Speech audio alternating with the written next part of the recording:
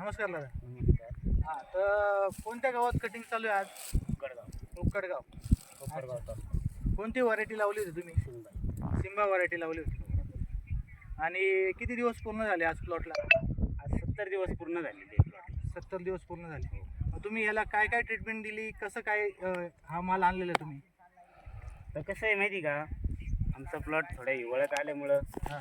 भरपूर तकलीफ झाली आम्हाला. अच्छा. पण आमच्यावाले इथं वैजापूर आम्हाला जवळ आहे. बरं. संभाजीनगर तालुका आपलं वैजापूर तालुका आहे, संभाजीनगरमध्ये येते ते. बरोबर. तिथले प्लांटो कंपनीचे सतीश भाऊ हां. इथे मार्गदर्शन करतात. बरं. त्यांच्या मार्गाने त्यांचं मार्गदर्शन घेऊन पण आपल्याला काय काय प्रॉब्लेम फेस करायला लागले या प्लॉटला आतापर्यंत? पहिली गोष्ट म्हणजे जर शेत ओललं असेल हां. तिथे शेतकऱ्यांनी टरबूज लावायला टाळलं पाहिजे. बरं. पुरं रान सुकल्याशिवाय, बुरशी पूर्ण नष्ट झाल्याशिवाय टरबूज लागवड करू नये. आणि म्हणजे आता हे वेल्टिंग यायचं नेमकं कारण काय झालं? काय आवडतं तुम्हाला? कशामुळे तुमची वेल्टिंग आली? पाण्याचं नियोजन पहिली गोष्ट. हां. गोष्ट रान पुरं वाढलंच पाहिजे. आणि जर आपल्याला वाटलं बा आपल्या प्लॉटमध्ये बा कुठं एखादा वेळ बसला, एखादा वेळ, तर मग त्याच्यावर बुरशीनाशक त्याचं केलं पाहिजे. आणि दुसरी गोष्ट पाण्याचं नियोजन पाहिजे. पाणी कितीच आपण अचानक पाणी वाढवणे नाही. जर आपण एका दिवसाला जर एका एकराला 30 मिनटं पाणी देत असेल, तर अचानक ते कोणी 50-60 मिनटं 1 घंटा असं पाणी अचानक वाढू नये. बरं. त्याचे स्टेप बाय स्टेप पाणी वाढवलं पाहिजे. तर अचानक जर पाणी वाढलं तर बुरशीला सामोरं जावं लागतं. बुरशी आल्याने काय होतं? प्लॉट फेल होऊन जातं. फेल होऊन जातं.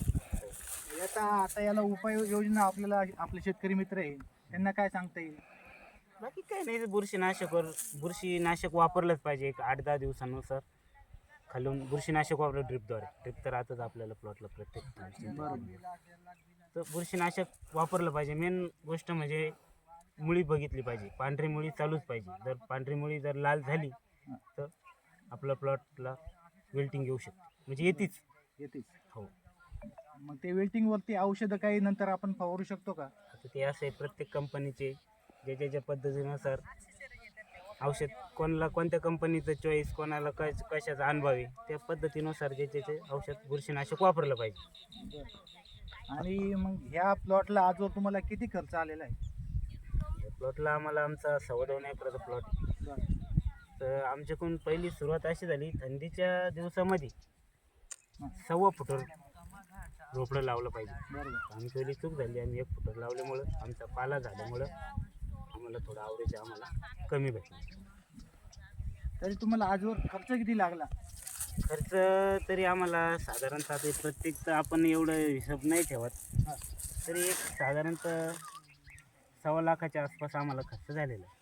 2.25 एकरला तुम्हाला 2.25 लाखाच्या आसपासमध्ये खर्च झाला. ते ड्रीप सोडून, ड्रीप आपलं घरचं असल्यामुळं आता हे 2.25 लाख खर्च लावल्यानंतर तुम्हाला अपेक्षित उत्पादन किती आलं पाहिजे त्याच्यातून?